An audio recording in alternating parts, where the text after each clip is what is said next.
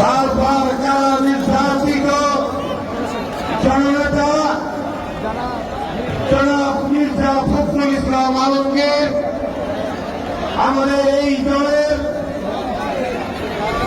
মাননীয় মহাসচিব আজকের এই বিশাল সমাবেশে প্রধান অতিথি বাংলাদেশের 18 কোটি মানুষের প্রাণের স্পন্দন এই গণতন্ত্রের অগ্রগণ দেশ নায়ক তারেক রহমান মঞ্চে উপস্থিত স্থায়ী কমিটির সদস্যবৃন্দ উপস্থিত জাতীয় নেতৃবৃন্দ উপস্থিত বিভাগীয় নেতৃবৃন্দ প্রিয় ভাইয়েরা আমার বোনেরা আমার আমরা জানি বিগত 15-16 বৎসর যাবৎ এই গণতন্ত্রের জন্য আমাদের দেশ নেত্রী বেগম খালেদা জিয়া নেতৃত্বে আমরা এই দেশে গণতন্ত্র প্রতিষ্ঠার জন্য আন্দোলন করেছি।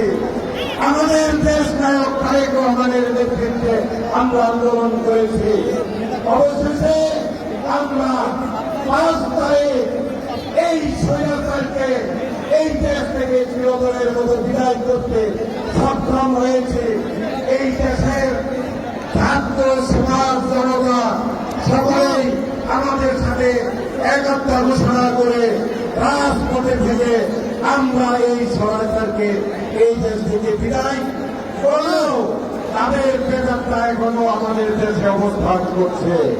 তারা মাঝে মাঝে ফেসবুকে উকি দেয়।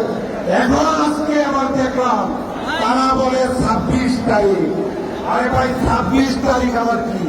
সেই 26 তারিখ তো আমাদের ছাত্র দলই যথেষ্ট।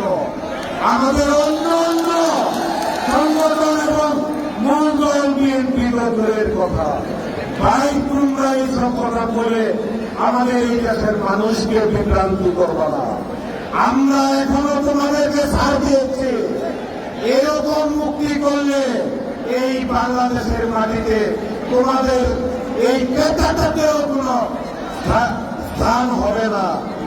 এই কথা বলে আমি আমার সংক্ষিপ্ত বক্তব্য এখানে